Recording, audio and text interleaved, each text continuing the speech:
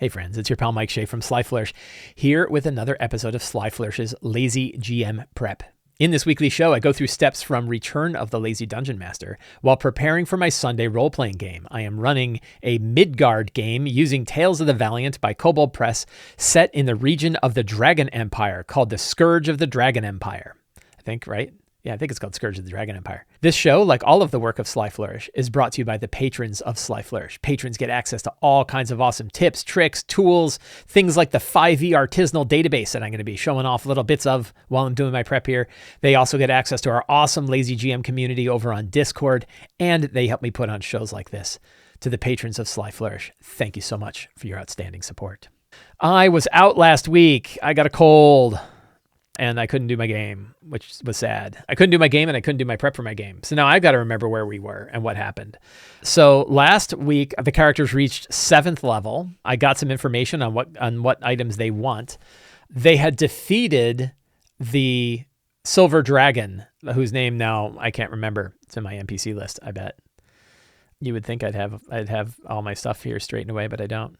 See, this is what happens when I miss a week. Vestar. So I have Vestar the Shining Storm was a silver dragon that they had defeated after a few sessions of like infiltrating Vestar's keep and poisoning all of his guards and doing all kinds of fun stuff.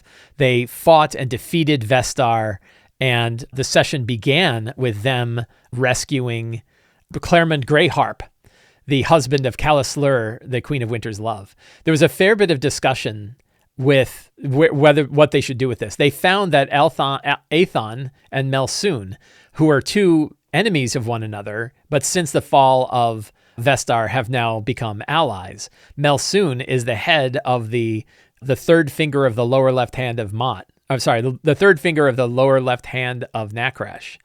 And Aethon is the leader of the Sharpened Coin mercenaries. And Aethon's mercenaries had been hired to hunt Melsoon's thieves, and thieves and assassins and stuff like that.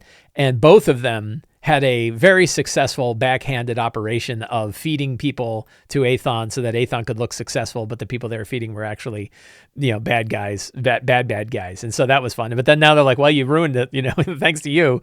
Our payday's over because Vestar, who is paying us, is gone. So we're gonna head back. So they said, okay, it was nice to meet them. They said, we'll run into you sometime, I'm sure. I did not have the Ghostwalker attack. I had 2 encounters kind of prepped, but I only used one of them, which is why you don't want to spend a lot of time prepping an encounter if you're not necessarily going to use it. So they made their way back to the Court of Winter's Love along the Moondust Trail. And along the way, they faced these celestial horrors. I don't remember what they were. Oh, they were Void Stars. And they had a pretty easy time with the Void Star. 7th level opened up a lot. So 7th level, they really had a pretty easy time with the Void Stars. I thought the encounter balance was going to be on the hard side, and they didn't have nearly as much trouble defeating them. Maybe it was because it was like one Void Star, and anytime you have like one enemy, that's kind of your central focus of threat, that's going to be easier. So they had 3 Cult Fanatics and the Void Star, and they defeated them pretty handily. They made their way back to Calislur. So Claremont and Calislur were reunited, Claremont playing his music so that Calislur would feel better. Calislur is sort of one of the queens of the courts, queens of the courts of the Shadow Realm, but she is actually this otherworldly entity. And she's in pain being in this world, but but Claremont brings her joy and happiness and can help her relax. So Claremont did that. They gave a bunch of loot to the characters, and then the characters began their trek back to the 440 Fingers. So I did Past Mike Shea. Past Mike Shea did not help me out by writing where exactly the thing ended, but I do know where they are headed next. So I at least have that aspect. I think they are still in the Court of Winter's Love. So I think we're going to start there. You know what we can do? I'll text my group live and say, I think they ended. I'll ask them. They're responsive. And did they end in the Court of Winter's Love? So hopefully they did, because I think that's where we're going to start today's game. So the next mission, I did put the missions in front of them about what they wanted to do. And they had 3 options. One was aiding Braydek Grimm in smuggling a Nurian agent into the Dragon Empire, recovering a helm of teleportation from the Colosseum of the Red Sun, and recruiting the Dragon Hunters at the ancient statue of Mott outside of Sayaz and Sarkland. They chose the second one. They chose to recover the Helm of Teleportation from the Colosseum of the Red Sun. So that is what that's what we're going to be prepping for. Not just this session. This is probably another like 2 or 3 session arc, I would imagine. I end up, these running these for some time. I will say that they will probably hit level 8 by the time they recover the Helm of Teleportation. So that'll be sort of their leveling goal, is recover the Helm of Teleportation and reach level 8. Now, who is operating at that will be a question, but we will figure that as we go. Let's take a look at our secrets and see what secrets have been used up and I think we're in a kind of a new stage. So I think we have to figure that out. Calusler is a being in the outer worlds and lives in great pain. Clarimon's music helps soothe her. Yep. The conscripted army of the Southern Dragoncoil Legion already revolts against its masters. Yep, they learned that. The Sharpened Coin is going to split up and hire themselves out to the highest bidders. Yep. Bradic Grimm received a message from Nurian Natal to smuggle an agent. They did learn that. Ibelin resides between 2 cities, Ephesus, Ephesus, the city of leisure, and Mazar, the summer capital. I think I can't pronounce Ephesus, so we're going to go with Mazar. They lair in each of these cities as a well-kept secret. Melsoon Graveheart, halfling commander of the third finger of the lower left hand of Nakrash, and Aethon Ironchest have been hunting each other for months, but now they're good friends with the fall of Vestar. The Sharpened Coin may have found insiders in the high ranks of Vestar's commanders who were then taken to the Third Finger. They were flayed and put in the sun. A secret double agent inside the Third Finger gave these people up. The double agent is Melsoon. So Melsoon was feeding the people she didn't like too, as it was fun. With Vestar's fall, the disruption of the Southern Dragoncoil Legion, it will be much harder to hold Kiprion and Rumela. Both may fall out of the hands of the Empire. The fall of Kiprion and Rumela will put a great strain on Ibelin from the Morza. Adashah will not forgive Ibelin for losing his coin. He will consider it a debt. That is I think these last 2 are really good ones that I want to hang on to. Hey, my mom is here. Say, hey, mom. Everyone say hello to my mom. We are going to create a new session planning template. So we go to our templates. Let's see, I can close that. And we are going to do a Dragon Empire template. No active editor. Because I don't have a new page. Is that right? Oh, I know why. Okay. So we go here. Man, I'm out of practice. Go to our campaigns, go to session notes, and create a new note from template. And we do Dragon Empire. Bingo. I've changed you may notice, careful, detail-oriented folks might notice that I actually changed my hierarchy for my campaigns. I now have 3 folders and a couple of pages. I have a campaign support folder, I have a maps folder, and a session notes folder. And then I have an NPCs page, and I have a characters page. And that simplifies my layout quite a bit. The campaign support includes anything I want to throw in here. I can throw into campaign support. It is the junk drawer for my campaign stuff. Maps are just maps, right? And then session notes are, of course, my normal session notes for the game. And then I have an NPCs page and a characters page. And that is keeping my whole campaign layout pretty simple, because I'm big on like keeping my stuff really simple and easy to use. That makes me, whatever makes you happy with your notes is what you should use. But I find that I find simplicity makes me particularly happy. So we had today, let's see, did I already close it? I think I already closed it.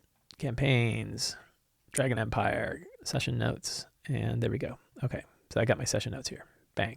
Let's talk about the characters. And I learned some interesting information from the characters. I asked them, let's see, we'll bring up a characters page, because I asked them questions, and I think I wrote it in of like the wish list. I think, is the wish list I think Gaudenzia got her cool crossbow. And I don't know that Gaudenzia was in when I asked this question. Cal said any druidy magic items that store or restore spells or improve spell save DCs. Cal has the problem of being a druid who shapeshifts, so anything that can help shapeshifting. But like what are those called? The Pearls of Power are pretty good. Amavin wanted dancing lockpicks and got them. Rowan loved wish list, a magical battle axe, but I think Rowan got that. One thing I guess I need to figure out today is like, what did they get? No, I guess Rowan wasn't in. So I don't know what Rowan got, and I don't know what Gaudenzia got at 7th level. So those are worth asking. Rowan is out, though. Mateo is out. Tolstoy really wants a wand of magic missiles. Good to know. And Emmert really would like other care mods. I don't know what that means. I think I put that in the wrong person because I think that was Matteo. Yeah, Matteo wanted more shards for his armor, which was a custom thing I made. I don't remember what Emmert wanted. So character-wise, so where are we? I'm going to jump down, then I'm going to come back up to the characters. So they're in the Court of Winter's Love, and they're making their way back. I don't know if I want to spend time on the journey back to 440 Fingers. I sort of want them to arrive at the 440 Fingers, I think, right? I'm like traveling back and forth between places isn't the most exciting thing. And they get escorted. They can be escorted by the ice devils that work with Callislur along their path. And then they step through they'll step through, they'll cross around I guess a branch, right? They have to, so that they have to, the branch to the Sunless Stream, which will take them back to 440 Fingers. That would take them through the Blue Barbers. So if I'm thinking about scenes here, I'm going to just kind of get this out of my head, and then we can think about where the fun is. But I think jump cutting might be the best idea. So they're in the Court of Winter's Love. They take the low road to a place. We're going to figure out what that place is, to a junction. And then they take the Sunless Stream through the Valley of Skulls to the 440 Fingers. So that's these are all the shadow roads, right? They're traveling along the shadow roads. And there are different shadow roads, and then the shadow roads kind of combine and form like junctions, and then they jump junctions. If they were, so one thing is like, are there places that the characters would be interested in going to? They kind of like the Blue Barbers, right? So I think like, and I had a name for this place, if I could remember it. If I go through my session notes, let's see, I think I could do search for Blue Barbers. The Blue Barbers are the Midnight Teeth, but I think I had a name for their location, Parlor of the Blue Barbers. But I thought I had a name. I guess I could give it a name, Shadow Home, or what would be a name if you were running a sort of an inn/resort, and you were members of excellent barbers and masseuses and stylists and assassins and thieves. What would you name your place? And I thought I had named it at one point. Sheer Heaven is pretty great.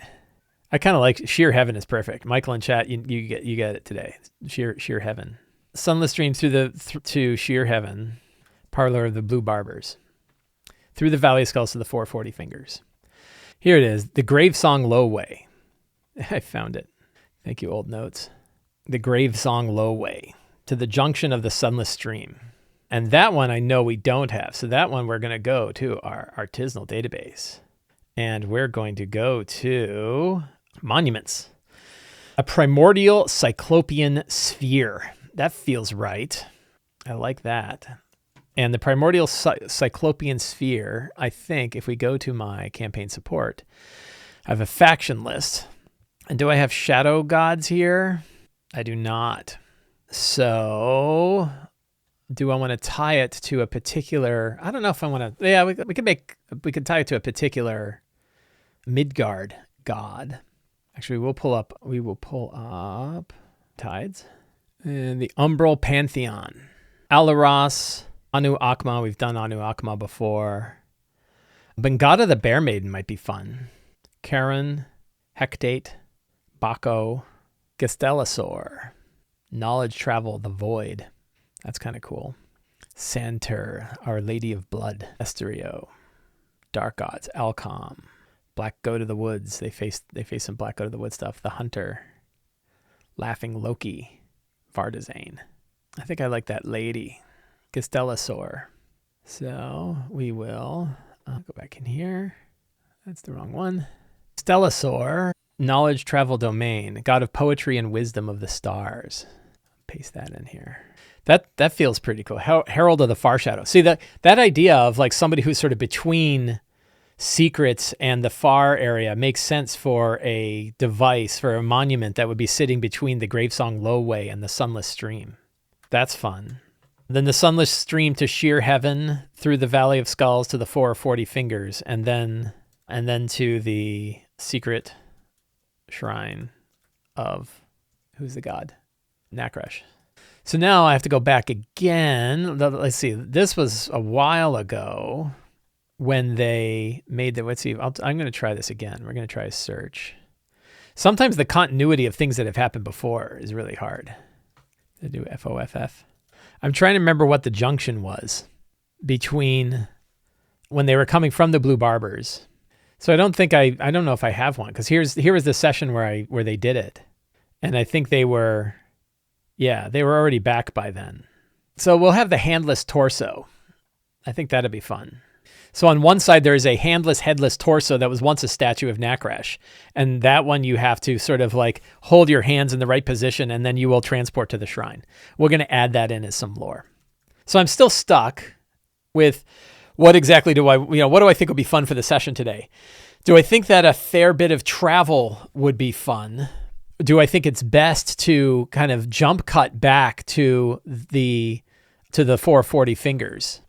Is there can I think of an interesting encounter along the way, that ties well to the story, that progresses the story forward, that would be interesting as they journey from the Court of Winter's Love to 440 fingers? And I think the answer is no. I can't really think of anything. I don't want to just run combat encounters for the sake of combat encounters. And they're already traveling through the area. So, I think I'll tell the players, they don't always need to have like a good solid combat. Like the question is, do I have any kind of interesting combat encounter that they could run today? Right. And I'm not sure. I think the more interesting combat encounters will be on their journey to the arena that they're going to. And that was from, let's see, now we're going to go back again to last week's notes. And that was the Colosseum of the Red Sun.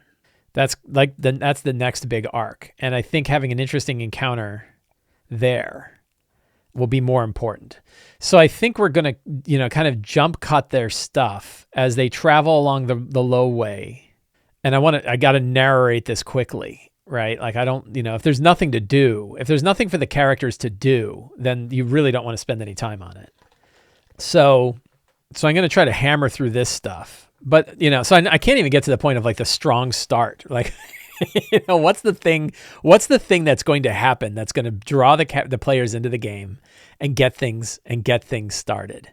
And we could jump straight to the puzzle of the headless torso junction to the shrine of Nakresh. So that could be the interesting one. But then we could do flashbacks to the Court of Winter's Love and Sheer Heaven, the Blue Barber Salon. And they could decide, so that way the players have opportunities. If they wanted to do things at these places, I don't want to skip them all and be like, there's nothing there. And I think those would be the places where there would be interesting things. So I think like, I'm going to do like a flashback of a flashback, but they're going to be at the puzzle of the headless torso, right? Like how do they make their way across? And the puzzle is there's this headless torso and they have to arrange themselves to look like the 440 fingers, right? There's 40 fingers, which means there's 8 arms.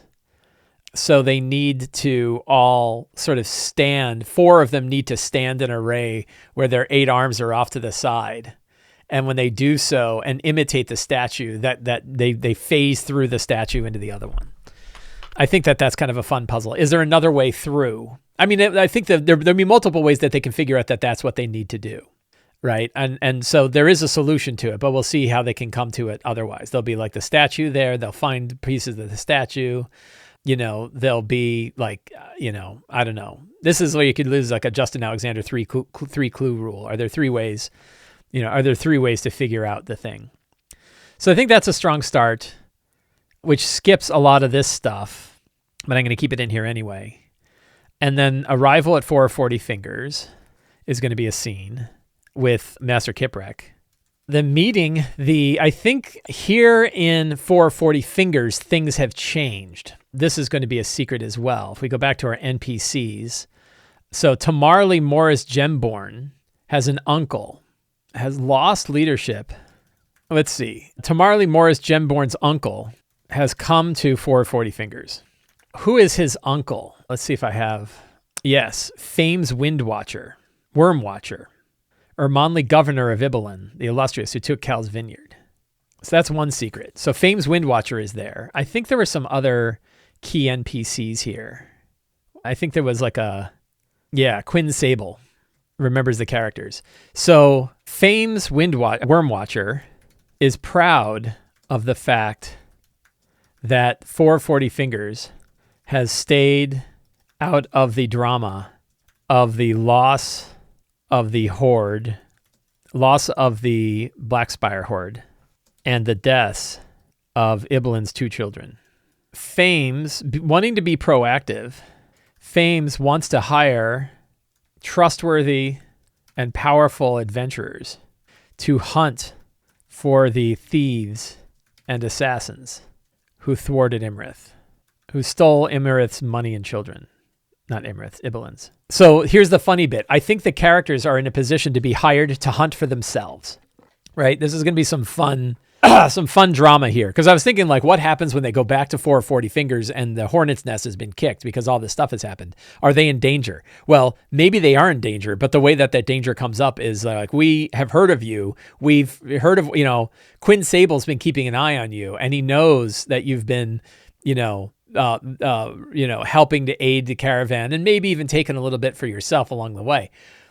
But we need smart, enterprising people because we want to hunt down these cowardly assassins and thieves who stole from Ibelin. And they're like, that was us. So the fun bit is they can also talk about, this is a good way for the characters to see the repercussions of the stuff they did, right? That's kind of fun.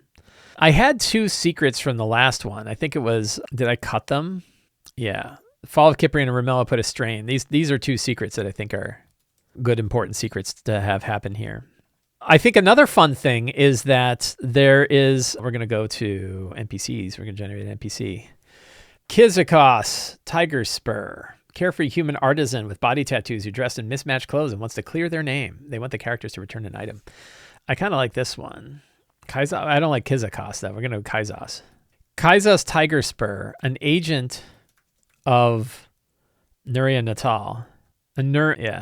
Wants to be smuggled into 440 Fingers through the character's treasure train.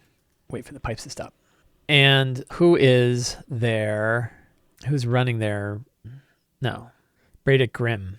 Bradic Grimm can handle the operation. So what is Kaizos Tiger Spur? So the idea here is there'll be a Nurian agent inside the Dragon Empire who's also here to help the characters destabilize the Empire and has access to a significant amount of resources from Nuria Natal, both in information, intelligence, perhaps magic items, spells, and the use of armies and stuff like that, and probably has connections to Nurian cells and wants connections to Nurian cells here in the Dragon Empire to help the destabilization. So they're like a spy master for Nuria Natal inside the Dragon Empire. So Kaizos will be I think we're going to make a Kaizia. We'll make it a her. And Kaizia, and I think she only goes by her first name, and she's referred to as Tiger Spur. And Kaizia can act both as a quest NPC and as a resource to the characters for the destabilization. So information, but also hey, I have, potential magic that they could use to communicate, all kinds of things. And maybe it's time that the characters gain access to the most powerful, most dangerous item that they could get, which is a bag of holding, right? That she brings them, the one piece of magic that is so outlawed that anybody found with it will be immediately dragged in front of the Dragon Empire and killed because it makes it too easy to steal. And she brings one to the characters. I think that would be really fun. 2, 4, 5, 6, 7. So that works. Then the next question I have is who's operating? Let's go to our faction list here. Who's operating at the Red Sun, the arena of the Red Sun? What's the story here? Or the Colosseum of the Red Sun? So what was it before? Probably like various city-states used the arena, the Colosseum, for joint games and alliances before the Dragon Empire. Then it fell into, it was never used. Well, it could be used as an execution ground by nobles of Adishah for a time, but is now largely abandoned. What happened there? Right? What could have? So we can go to our database here, go to the artisanal database, and go to locations and click that, and that might give us some ideas. And look at Aberrant Sapphire Colosseum. That's kind of fun. It's funny that I got Colosseum again. So do we want to have aberrations? If we go to our monster vault and look for aberrant monsters, are there particularly interesting things? I feel like I just did some. Let's see. We'll jump over to our PDF here. And they have sort of like groups of monsters in here. Aberrations. What about we could have a sand aboleth, would be kind of fun, right? Could there be an aboleth that is not like a water aboleth, but instead is like we could have it like Leto the Second from Dune, right? A sandworm, a sentient sandworm. That might be fun. That'd be pretty cool. Aberrant creatures have taken over the Colosseum. Some mad whispers, mind-shattered wanderers speak the word. And let's go to our names here. Walter, no. Hermidez, Din. So I think that sandworm could be like Din. And the sandworm is essentially a sand aboleth. And that way we can use Chul and some of these other kind of fun things. And they could have, so that could be interesting. And then another one is that treasure hunters have arrived at the Colosseum seeking the helm as well. So that gives us some kind of interesting, hooks. We have a nice, good question. You got like a location, you have a goal, which is to recover the helm. You have some potential enemies there. Do I think, so I want to have an encounter along the way.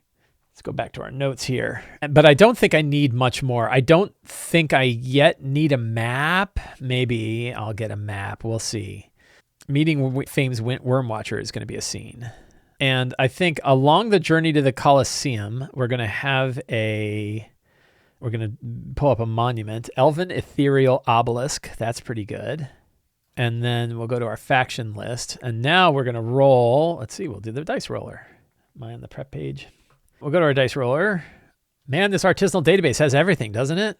If you like the artisanal database, you like what you're seeing over here in my little lower window, you can get access to this by becoming a patron of Sly Flourish. I've been working on it a lot these past couple of weeks, and it's got lots of features. It's very cool. All web-based, also all downloadable. So 1, 2, 3, 4, 5, 6, 7. We will roll a D7, which we can roll. We can do a custom die. 4. Other Dragons of the Empire. So this would be a monument, and that's a D6. So we'll roll that, and that's 2. Lashmarak Telashah, the adult female red dragon. So we have a monument, an obelisk of Lashmarak Telashah. So let's learn about Lashmarak here. We will go over to our Midgard book, go to the Dragon Empire section. Ruler, the Queen of Fury, Marshal of Mayhem. Morza of beloved Hariz. Rules over the isolated Hariz territory on the borders of Beldistain and Kandahiria, and she is bent on expanding her territories in the Empire. She spent decades building an elite army of dragonkin, drakes, elementals, and humans, arming them with magic and the best equipment. Her forces are well-trained, fast, lean, and ferocious, but most of all, they are deadly and efficient, much like the Dragon Lord herself. So we could have a band of... Despite her distance from Hashresh and intrigue of the throne, the other Dragon Lords fear Lashmarek. She might, after all, someday deem them inefficient and unnecessary. At such a point, she will surely rise against them, usurping the army. So it could be interesting that maybe agents of Lashmarek are We could have agents of Lashmarak. And we could include, so I think a young red dragon is pretty hard, but it might make for a fun fight. But well, so there's seven. There's 7 now. The young dragons are doable at 7. CR10. So yeah, that's very reasonable, right? So a Lashmarak agent who's a young red dragon, probably polymorphed. And what's their name? And then they have some. So let's see. Encounter benchmark wise, we have 5 characters of 7. Was that 45? That sounds like 45. No, that's not 45. 35. So half of 35 is 17. So they could handle roughly, the encounter benchmark would be 17. And we could have a young red dragon. We're going to give him a name. Who's an agent of Lashmarak. Name, random NPCs. Decima, Monster Carol. Salos Goldtooth. That's pretty good. Agent of Lashmarak. And then you can always go with veterans, but who else? I always how are the hobgoblins in this? I think hobgoblin veterans would be pretty great. They're probably under goblins, right? So we could have bugbears, bugbear champions. So we have hobgoblins and hobgoblin commander. So we could have a couple of hobgoblin commanders and then a bunch of hobgoblins. And those would be agents of Lashmarak who have come into the lair of Adasha, which is dangerous for them. But they too are, they might be claiming to seek an alliance, but that alliance could be faulty. I'm going to skip NPCs today, and I don't think I need fantastic locations either because I have the Elven Ethereal Obelisk. So of the Hunter. We'll have an old statue of the Hunter. Would be pretty good with the agents of Lashmarak. I do need some treasure. I'm going to go here. Let's see. We're going to try I have 2 different treasure generators I can use. I have the Tales of the Valiant treasure generator for 5 to 10. But people have, I don't know. I'm going to try my own treasure generator, which is the Lazy 5e treasure generator. I kind of like it better. Ooh, a giant slayer. That'd be kind of interesting. A ghoulish buried symbol that casts meteor swarm. Ooh, I kind of dig that. But I don't. Do we want a giant slayer sword? Let's take a look at giant slayer. +1. When you hit a giant with it, the giant takes an extra 2d6 damage to the weapon's type. It must succeed a DC 15 strength save or be knocked prone. So we could have a giant slayer weapon. If it was a giant slayer, what kind of weapon would it be? Let's go to my unique weapons. A lance or a glaive. Giant slayer glaive would be kind of fun. Or a giant slayer warhammer. That could be kind of interesting. Maybe they're here hunting giants. That would be kind of interesting. That this Salos Goldtooth is actually down here in the desert hunting giants. And they just killed some sand giants. What's the name of the giant slayer warhammer? And what spell might it cast? If we're going to make it kind of pretty powerful. Topple, that'd be pretty funny. Wind Crush, I can live with Wind Crush, I think. And it can cast what spell? Just kind of it could cast Wall of Stone once per day. That's probably too powerful. Probably want like a third. Branding Smite. The wielder who is attuned to it can cast Branding Smite once per day. So it can do an extra 2d6 damage, and then it has the Giant Slayer. So that's pretty powerful. That's a good. And then, the rest of this stuff I think is good. So treasure-wise, I think we're cool. So, wow, I never even got through, the characters yet. Are there any interesting connections to the characters? So now that I know what's going on in 440 Fingers, so we have Amavin, the rogue, can tell the desperation of the DE. Gaudenzia remembers fames at Cal's vineyard. And then Cal fames drinking her wine. Tolstoy with the connection to Mott, and what does Tolstoy kind of recognize here? It probably feels good about the chaos. Can feel the chaos growing. Feels chaos growing among the DE. And Emmert remembers the stories of the Colosseum. And those are our character connections. So I think we are all set for our game today. I think I've got enough stuff to kind of run. I didn't get a map of the location. but I think we'll probably need not worry about that too much. We will see. Friends, I want to thank all of you for hanging out with me today while we prepped for my game. If you enjoyed this show and you want more stuff like this, please subscribe to the Sly Flourish newsletter. You can find a link down in the show notes. It is absolutely free to sign up. You get a free adventure generator PDF that includes a miniature version of 5e in it. You get that for free for signing up, and you get a weekly RPG related email with links to all of the other stuff that I do. You can also join me on Patreon. Patrons get access to things like the 5e artisanal database and a bunch of adventures and a bunch of other supplements and our awesome dedicated Discord server. And you help directly support my work here on this show and other shows that I do and all this other stuff they do. And you can pick up any of my books, including Return of the Lazy Dungeon Master, where this prep comes from, The Lazy DM's Companion, which has lots of these kind of tips, tricks, and tables and stuff that you can roll on to help you run your games, and a lot more, including my new source book, The City of Arches, which is now available worldwide. That's all in the Sly Flourish bookstore. Links for all that in the show notes. Thank you so much. Have a great day, and get out there and play an RPG.